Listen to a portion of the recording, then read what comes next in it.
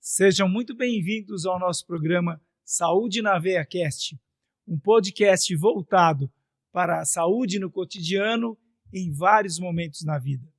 Eu sou o Dr. Michel Nasser, médico cirurgião vascular.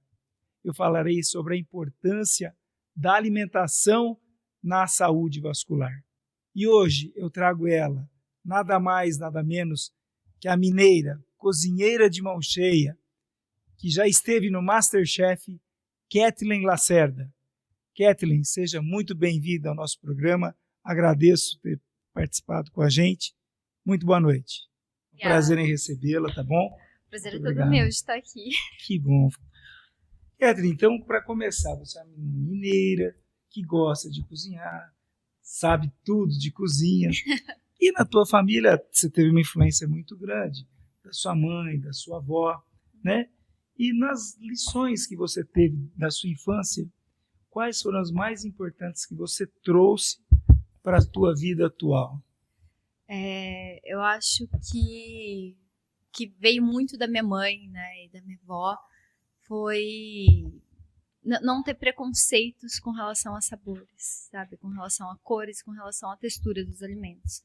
Então, desde pequena, a gente sempre comeu de tudo, tanto eu quanto a minha irmã, porque minha avó e minha mãe sempre trouxeram de tudo também para a mesa para a gente comer. Eu acho que essa é a principal lição que eu trouxe delas e é o que eu tento pôr também no restaurante, né? Trazer ingredientes diferentes e pratos diferentes para o meu cliente hoje. E você mistura São Paulo e Minas Gerais. Misturo São Paulo, Minas Gerais com Japão, com Itália, com França, com tudo. Mas principalmente a região de São Paulo e Minas.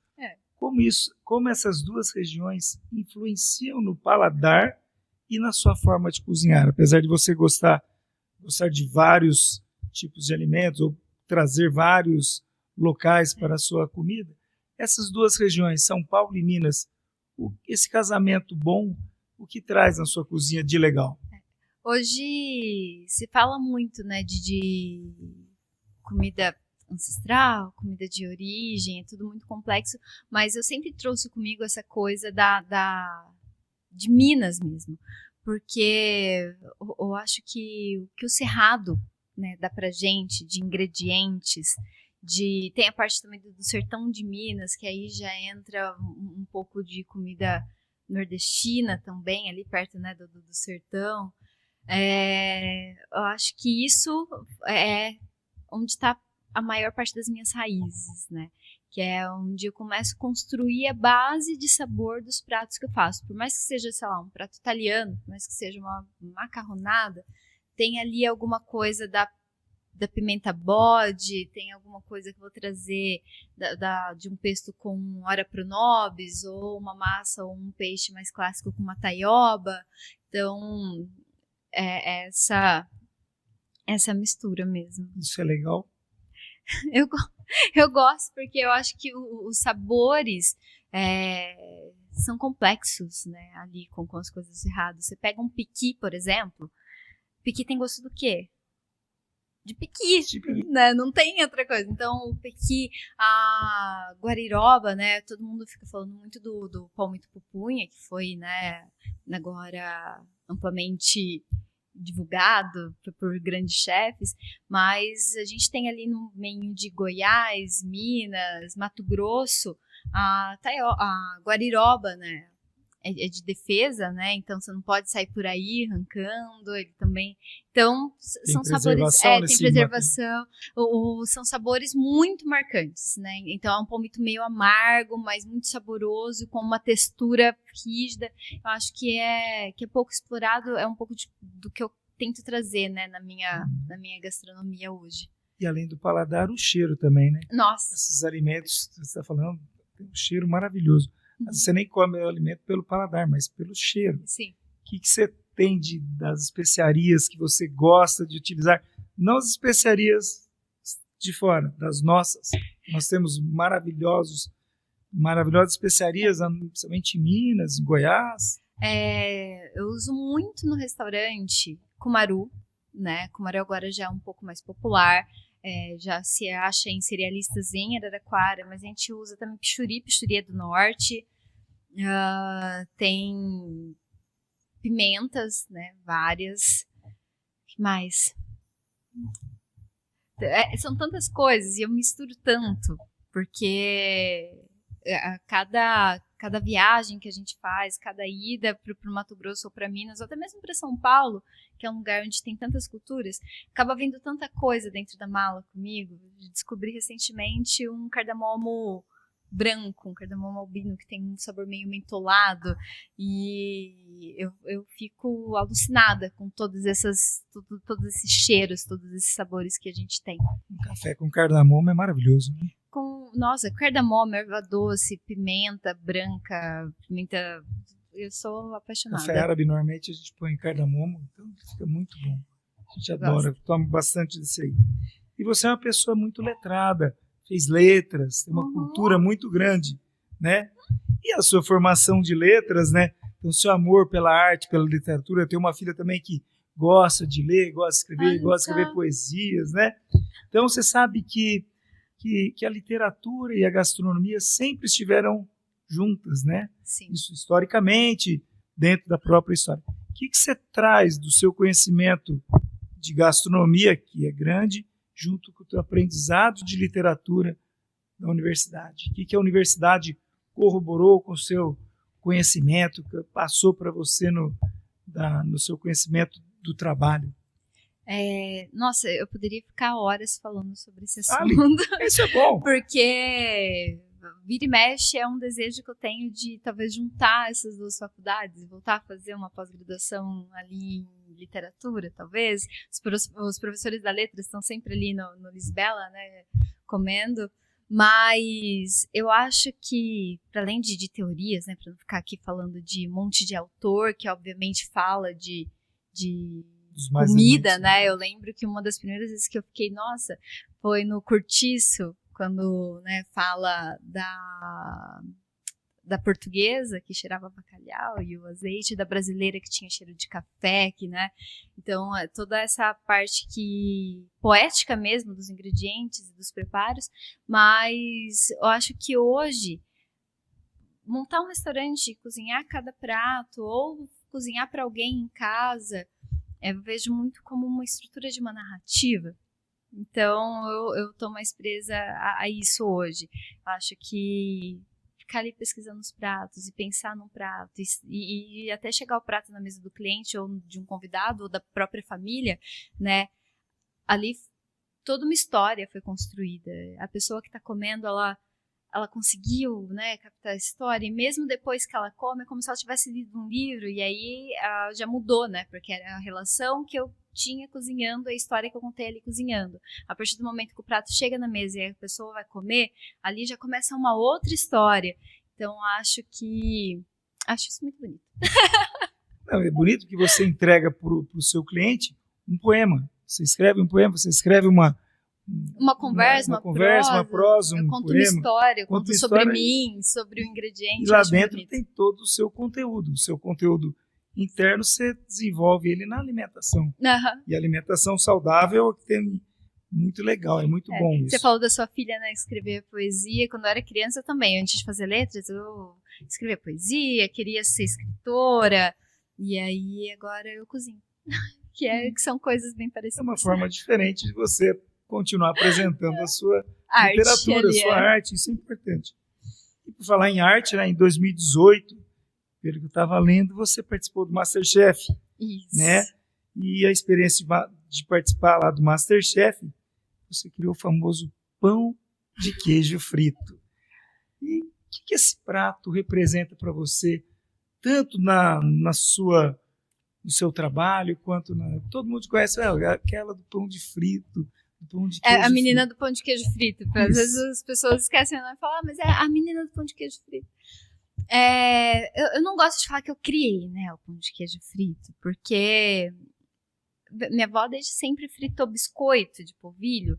A história, né, que contam pelo menos é que criança inquieta brincando, né, não queria esperar o tempo de fazer o pão de queijo e assar o pão de queijo. Então, para se livrar logo das crianças ali na cozinha, querendo comer logo, fazia umas cobrinhas, né, com polvilho escaldado com um pouquinho de queijo e fritava.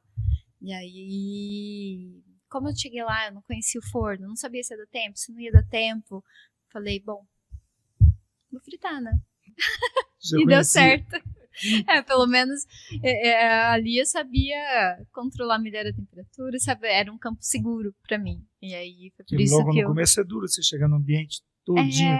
Toda vez que a gente chega numa toda vez que a gente chega numa cozinha nova, até você se adaptar, né? Você não sabe onde estão as coisas. Você não sabe se cada fogo de um fogão é diferente, cada forno tem um tempo, tem uma temperatura, é terrível, mas ainda na pressão, né, com as câmeras, com os jurados ali, aí eu decidi ir para um campo assim que eu conheço, que eu me sentia segura, e deu certo. E lá, infelizmente, eu nunca vi pelo menos um fogão a lenha.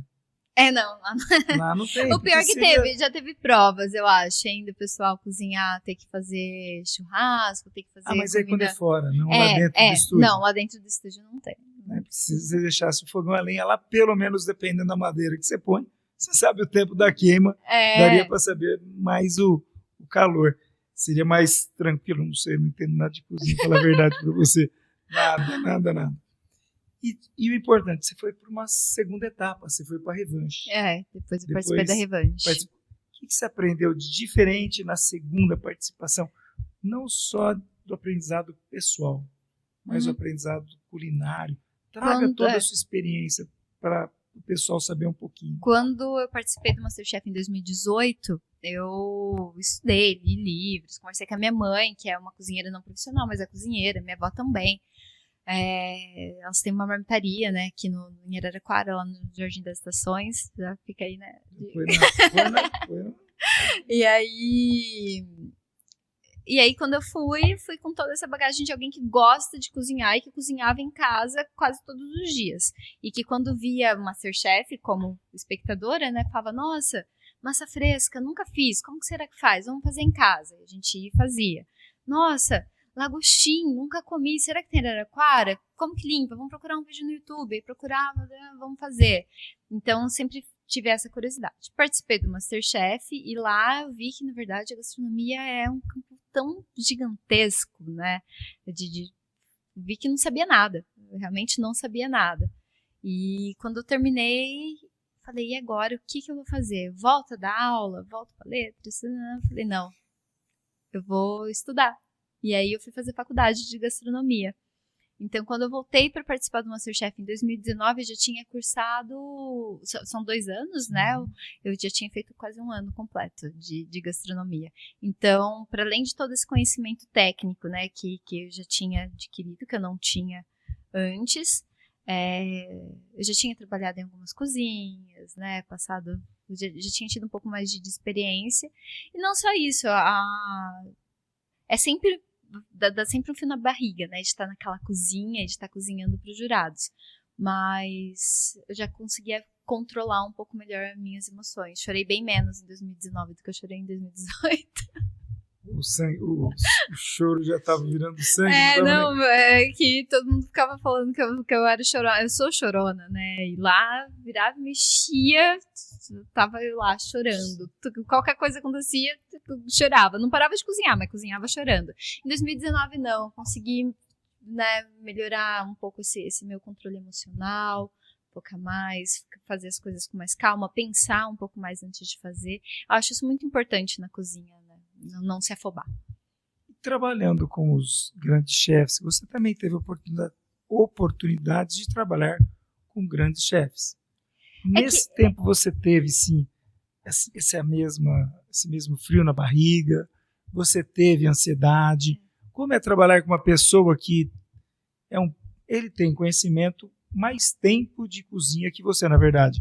Não que ele seja melhor ou pior, ele tem mais tempo de trabalho. Pra falar a verdade, quando eu comecei, quase todo mundo tinha mais tempo de cozinha do que eu, porque eu tava, né, literalmente começando, tava fazendo faculdade, pisando a primeira vez, por exemplo, no hotel em Águas de São Pedro, quando eu trabalhei lá, né, que é uma cozinha super renomada, gigantesca, tudo setorizado, os chefes, assim, né, você fica, caramba, né, realmente não sei nada, mas é a oportunidade de você aprender, sabe? Todo dia é um aprendizado, todo dia é um jeito de fazer diferente, não só de fazer uma receita, mas um jeito de se comportar diferente, um jeito de enxergar a cozinha diferente. Tem gente que enxerga, é arte, né? Tem gente que fala, não, cozinha é disciplina, cozinha são processos, e eu acho que tem um pouco dos dois. Hoje eu não romantizo só, né, que eu falei da minha arte, da poesia, tem tudo isso também, mas tem também a parte de ser disciplinado, né, porque trabalhar com cozinha é isso, não é igual cozinhar em casa. Qualquer trabalho, né, médico, tem todo o processo, tem que esterilizar, tem que limpar, e tem que... Cozinha é a mesma coisa. As pessoas não podem passar mal comendo. As pessoas não podem, é uma questão de saúde. Né? Não só do que se está comendo, mas de como foi feito. E a qualidade dos alimentos também. Você Sem tem dúvida. que buscar a qualidade de alimentos, sem escolher no seu fornecedor, que é um fornecedor de qualidade. Você sempre num restaurante bom como o seu, você escolhe sempre o que vai fazer. E no segredo, quando você está cozinhando, tem algumas comidas que você prefere fazer e outras que você tem que fazer? Tem. Quem me conhece deve estar ouvindo essa pergunta e já rindo, assim. Porque Que já sabe. Risoto, por exemplo, é uma coisa assim que eu acho superestimado demais. Gente, foi mal. Pra quem é fã de risoto, eu não... Eu gosto, é óbvio. Eu acho que não tem nada que eu fale, eu não gosto de comer, eu como de tudo. Mas eu acho muito superestimado. Eu prefiro... hoje, antes de vir pra cá, por exemplo, eu falei, vou fazer um okonomiyaki, que nada mais é do que um omelete, mas tem os legumes, tem ovos, aí você pode colocar um pouco de gengibre, um pouco de tarê, um pouco de furikake, eu prefiro coisas assim. Eu acho que as camadas de sabores ali são mais do meu agrado. Não vou falar que um risoto não tem camada de sabor. Claro que tem. Você faz um sofrito, você escolhe ali se você vai pôr uma carne, um legume, um cogumelo. É uma delícia. Mas é mais do meu agrado fazer umas panelonas de comida tipo galinhada, umas coisas com mais tempero, com mais pimenta, com mais... Essa pergunta eu fiz, sabe para quê? Para você contar para nós sobre o seu restaurante. No seu, você tem um restaurante, depois você pode falar dele, legal. Porque os clientes, o que ele pode esperar quando ele visita o seu restaurante? Porque lá tem diversos pratos, diversas coisas que você prepara, né? Qual o conceito que você traz por trás desse cardápio seu que você já preparou? O Lisbela é um restaurante de fusion food, né? Eu acho que de comida criativa mesmo, tudo que eu ponho lá é fruto de muita pesquisa, não só de leitura, ou de acompanhar grandes chefes, de acompanhar, né, quais são as tendências, porque tem isso também, né, na gastronomia, o que é tendência agora. Mas pesquisa de sair para comer, né? Não importa se eu estou indo num restaurante chique em São Paulo ou se eu estou indo numa feira, né? Enfim. Na feira de São Paulo mesmo. Comer um pastel na feira de São Paulo. Ou aqui de Araraquara, né? Eu achei um pastel aqui em Araraquara que é a melhor massa de pastel que eu já comi na minha vida. E isso aconteceu comendo muito pastel na rua. E aí é fruto de muita pesquisa, tudo que eu sirvo lá. É claro que eu sempre com fio condutor ali Brasil, que são as minhas raízes, principalmente Minas, né? Então, peixes brasileiros, as especiarias, né? Como eu disse que eu trago, até mesmo pelo nome do restaurante, chama Lisbela, né? E aí é isso, eu tento criar sabores novos e pratos, né? Que tem a minha identidade, mas ao mesmo tempo eu prezo pelo clássico bem feito, sabe? Eu prezo por um bom carbonara, né? A gente fez um carbonara lá no restaurante, mas aí eu fui atrás de um guanciale feito por um amigo meu aqui, né? Uma produção bem artesanal. A gente não usou só pecorino, a gente usou o queijo Tulha, que é um queijo brasileiro premiadíssimo, maravilhoso. Então, eu acho que quem for no Lisbela pode se preparar para encontrar isso. Uma comida feita com muito carinho, com muito cuidado, com ingredientes muito bem escolhidos. E uma coisa que eu gosto muito, que assim que eu abri, eu achei legal que nem eu tinha percebido, é que quando eu saía para comer, eu penso muito, tipo, quando eu saio para comer, o que eu espero? Porque além de cozinhar, eu sou uma pessoa que gosta muito de comer. Além de gostar muito de falar, eu gosto muito de comer. Isso é ótimo, pode falar à vontade. E aí eu sentia um pouco de falta de... Sabe quando você come e volta pra casa pesado? Então eu sentia falta de algumas coisas leves, assim. E o pessoal falou isso, falou, nossa, a gente gosta de vir comer aqui porque, claro, tem a coxinha, tem empanada, né, que é um prato feito com banha de porco, mas tem os legumes na parrilha, que é um prato super leve, tem o dumpling, que também é um cozido no vapor, então tem o crudo de peixe, que é um prato super, super levinho, refrescante. Eu me preocupo com isso, assim, de como que você vai... quando você termina a refeição no Lisbela, como que você vai estar se sentindo, sabe? Então, para além de ter comido coisas boas e feliz por conta disso, não tá pesadão, sabe? Então você equilibra a saúde e o sabor no seu restaurante. Você quer saber se a pessoa está saindo estufado, empachado, se ele está saindo leve. Porque muitas vezes você vai no restaurante, você come uma comida maravilhosa e sai leve. Muitas vezes você come uma comida também maravilhosa, mas sai pesado. Não consegue depois nem dormir. Isso é uma realidade. O mais gostoso é você ter o prazer da comida e depois poder chegar em casa e não ter o sabor de ter que ficar horas para dormir, ter que ligar a televisão para assistir né? Então, alimentação consciente, isso, né? Qual a sua opinião, na verdade, em relação à alimentação e o bem-estar físico e mental? Qual a sua correlação? Porque a gente sabe que tem muitos alimentos que dão uma correlação físico e mental melhores que outros. Na sua experiência gastronômica, quais deles seriam assim a sua sugestão? Porque a gente tem várias pessoas que gostam desse tipo de alimento, né? Nossa, eu acho que tudo é equilíbrio, assim.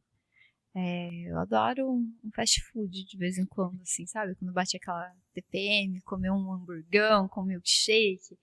Mas, ao mesmo tempo, eu acho que o que vai influenciar, no final das contas, é a noção que você tem de comida mesmo.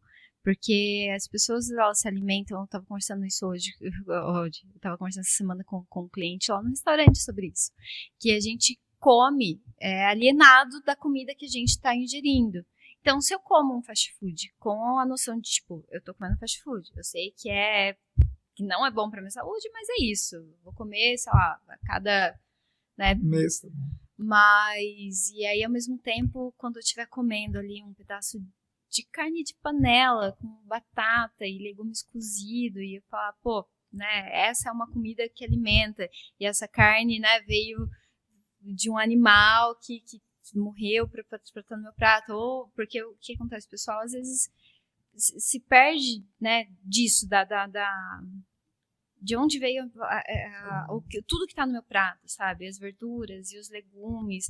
Então a gente se perde nesse processo de produção do alimento, né, que aí é onde entra os processados e os ultraprocessados, e a gente se aliena do que a gente está comendo. E aí, quando isso acontece, se você come bem ou se você come mal, né, já não faz tanta diferença, porque tem gente, por exemplo, que acha que está comendo super bem algum alimento que parece ser saudável, que na verdade não é, né? Porque não para pensar, tipo, essa coisa integral ou plant-based que está aqui na minha frente, ou porque não deu ali a descrição dos ingredientes, veio de onde? O que na realidade é isso? É transgênico? Não é transgênico? Então, acho que, na verdade, independente do que a gente come, o primeiro passo para ter uma alimentação saudável e de bem-estar de corpo e mente é a gente ter essa relação com a comida de não alienação, assim, sabe? Mas de onde veio, quem fez, né? Eu acho que até mesmo pra gente passar a cozinhar um pouco mais. E a Kathleen falou umas coisas muito legais. Ai, meu Deus. Exatamente. Polêmicas, eu falei. Polêmicas não, bem. coisa, eu sempre digo. Quem acompanha a gente na rede social sabe que o importante é você ter um equilíbrio entre o que você come e o que você faz, o seu dia a dia. Você precisa ter uma energia muito grande, então você tem que comer um alimento mais calórico, você tem que queimar mais calorias. Como você faz para equilibrar não só a dieta, como também o sabor? Porque às vezes você come um monte de coisa que você tem que comer e não tem aquele sabor gostoso. Então, qual o segredo da sua cozinha, porque é muito saborosa, para você contar para os nossos ouvintes, os nossos internautas? Bom, igual eu falei, eu sou uma pessoa que come de tudo, pratica exercício físico, né? É complicado porque eu não sei, pensando no cliente, eu não sei, né? Eu sei que é uma pessoa exercita, mas eu sempre sou a favor de não cortar nada, né? E tentar usar o menos de ultraprocessado possível, assim. Então, um óleo de chili, por exemplo, eu não compro um óleo de chili pronto. Eu faço maionese, não compro maionese pronta, eu faço. Preciso de um barbecue, não compro, eu faço. Pelo menos no restaurante, né, eu tento fazer dessa forma. Primeiro, eu consigo pôr o meu toque ali, né, de alguma especiaria, alguma coisa especial. E segundo, eu corto ali alguns corantes, né, É melhor qualidade, né? Sim, eu quando era pequena, sofria muito com alergias a corantes e a aromatizantes de comida. Acho que isso também me levou um pouco a comer coisas mais saudáveis desde sempre, né? Mas então tento cortar esses processos. Até os vinhos que a gente serve, a gente se preocupa em colocar vinho comendo sulfito, né? A gente tenta colocar... É sulfito, né? Eu tô olhando ali pro meu personal, meu dia de assuntos gerais ali, ele sabe de tudo. E aí a gente tenta colocar mais vinhos orgânicos, de fermentação espontânea. A gente tenta trabalhar com cervejas artesanais. Tudo no restaurante a gente busca esse meio bem artesanal, né? Assim como nós médicos lidamos com quem tem alergia, então você pergunta, tem alergia, não tem alergia? Isso faz parte da nossa anamnese. Como você, no seu restaurante, lida exatamente com esse tipo de pessoa que tem uma restrição alimentar, que não gosta de comer carne, que você tem aquele vegano que chega lá no seu restaurante, aí você tem aquela carne maravilhosa que está naquele dia e ele é um vegano, não come, ou ele tem alergia a isso, alergia a aquilo, e ele chega e já pede para você. Como você lida? São várias questões, né? Com relação a veganos, por exemplo, eu tenho vários pratos no restaurante, né, que são veganos ou que podem ser adaptados para veganos. Acho isso tranquilo. O que eu acho complicado, para responder com sinceridade, mas com sinceridade. O que eu acho complicado é, às vezes, por exemplo, tem modificações que não dão para ser feitas, porque é aquilo, um prato, quando eu penso num prato, vou criar um prato, cada coisa ali faz sentido. E tem coisas que são essenciais, que não dá pra tirar. E aí tem gente que pede pra tirar. Aí eu falo, olha, quer escolher outro prato que não tem esse ingrediente? Ou tem aquela coisa meio... Vou falar meio mãe, né? Meio mulher, que você sabe quando a pessoa tem uma restrição. Eu, que sou uma pessoa que tive muita restrição, você sabe quando a pessoa tem alergia e tem realmente uma restrição, ou quando a pessoa fica com vergonha de falar que não gosta, mas na verdade ela não gosta, pede pra tirar do prato. Ela e tudo bem. E tudo bem não gostar, mas é isso. Às vezes é uma coisa que é muito essencial na construção de sabor total daquele prato. Porque quando a gente pensa no prato, eu penso, vai ter acidez? Vai ter crocância, vai ter doçor, tem que trazer todos esses elementos para ser um prato que quando você come você fala, caramba, tem tudo aqui, tudo que eu procuro numa comida tem aqui. E aí, de repente, a pessoa pede para tirar alguma coisa que é justamente o que trazia o equilíbrio pro prato, e desequilibra, né? E aí, ou então uma carne que o pessoal fala, tem como fazer bem passada, mas é uma carne que tem uma fibra, fala, nossa, essa não tem outra que dá, mas essa não dá para fazer bem passada, porque se fizer bem passado, vai ficar dura. E aí a gente tem que explicar. Eu acho que eu sofri muito com alergia e com restrições quando eu era criança. A ponto de pedir pratos em restaurantes, em alguns lugares, pedir para tirar, explicar que eu era extremamente alérgica e vir. E aí, as primeiras vezes que vinham, eu não percebia e comia, e é aquela alergia de urticária que incha a boca, o olho e o nariz. E aí, depois desse momento, ou eu simplesmente fui diminuindo a frequência com qual eu saía para comer, ou eu abria, olhava tudo, tinha certeza que não tinha nada ligado, e aí então comia. Várias vezes vinha, e aí todo mundo comia, eu não comia, aí chegava em casa, minha mãe fazia alguma coisa para mim. Mas então, quando eu vejo que é uma coisa realmente assim, eu faço. Se eu tenho como fazer no restaurante, se eu tenho os ingredientes lá disponíveis, eu faço. Agora, é isso, tudo depende, gente. E na educação alimentar das pessoas, o que você tem que falar? Qual a sua sugestão para a educação alimentar dessas pessoas que têm alergia, que têm suas restrições? Quando ele vai lá ao seu restaurante, o que você sugere para ele, não só para até falar de pratos, ou de mesmo de conduta, né? Porque para ele não ficar olhando no seu prato, olha, tem isso, não tem isso. Geralmente, quando a pessoa tem algum problema muito grande, né, com alguma restrição, antes de olhar o cardápio, ela fala, olha, eu tenho um problema com isso. O que tem aqui que eu posso comer? E os garçons lá já estão todos instruídos, né? Eles conseguem falar. Eu acho que para quem tem restrições, para quem tem alergia, para quem... O negócio é conhecer. Por exemplo, lentilhas, né? A gente tem tantos tipos de grãos, a gente tem tantos tipos de folhas diferentes, e as pessoas hoje estão acostumadas a sempre ali o mesmo alface, a mesma verdura, o mesmo legume, ali os 3 tipos de legume, os 3 tipos de fruta, e aí acaba ficando um pouco repetitivo. Aí se a pessoa tem uma restrição, diminui ainda mais, mas na verdade a gente tem tantos tipos de ingredientes e frutas, legumes e verduras, né? A primeira vez que eu servi batata doce laranja no restaurante, ficou todo mundo, o que é isso? Eu falei, batata doce. Mas tá laranja. Eu falei, mas é batata doce. Né? Ela tem uma textura diferente, né? E eu acho isso super legal. Então, o restaurante, além dessa parte de mostrar ingredientes diferentes, de educar e da pessoa, de olhar pra pessoa e falar, prova, sabe? Eu quase mãe, assim, ó, se você não gostar, eu troco pra você, mas prova primeiro, por favor.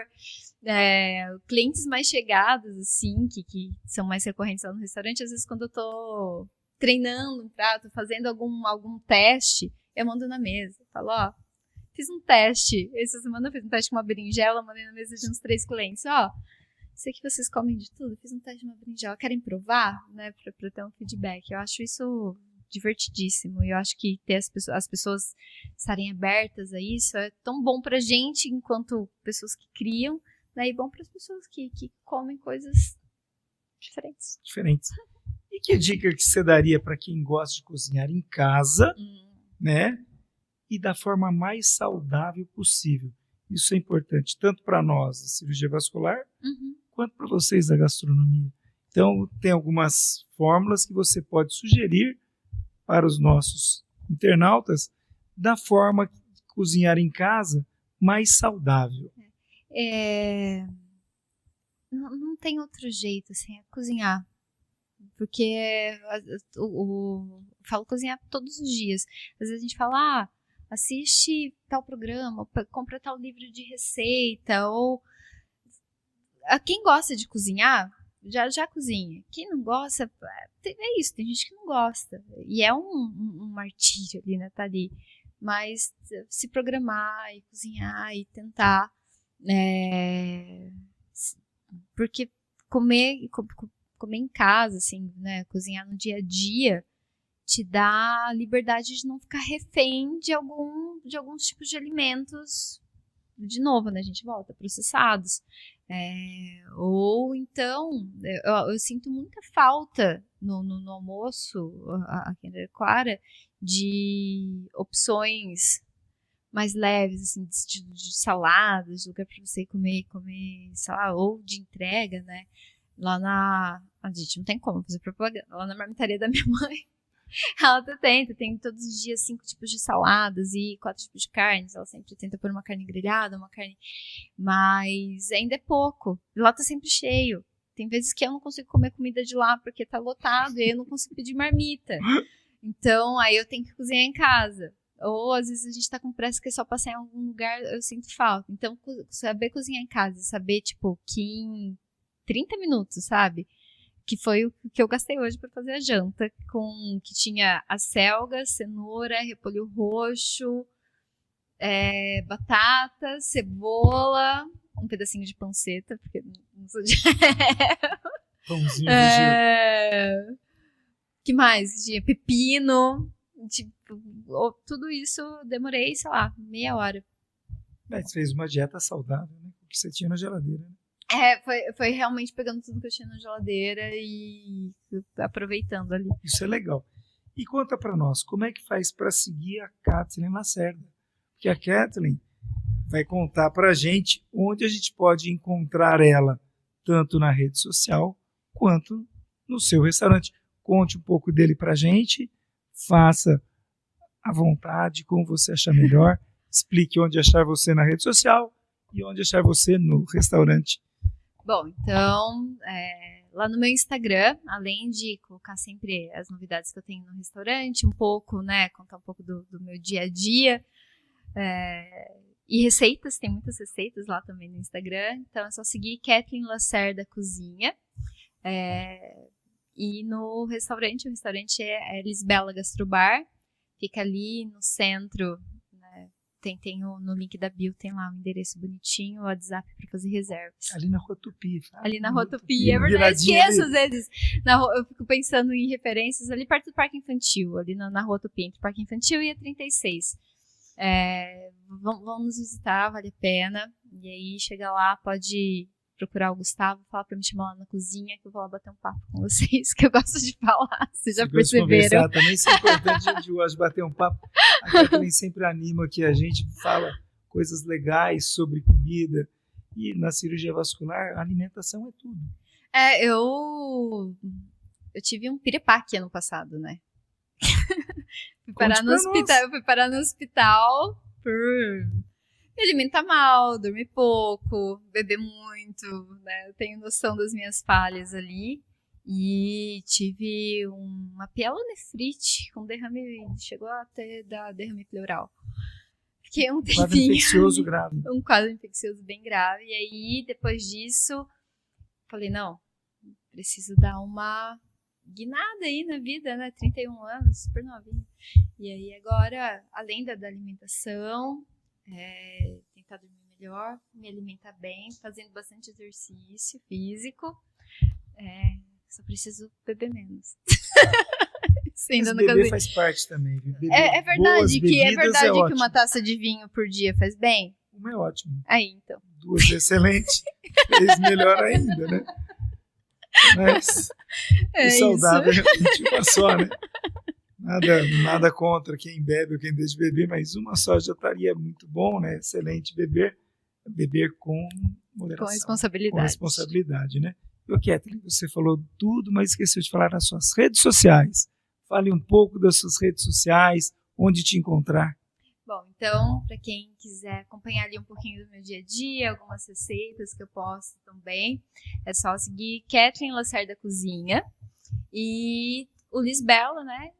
Tá Lisbela Gastrobar.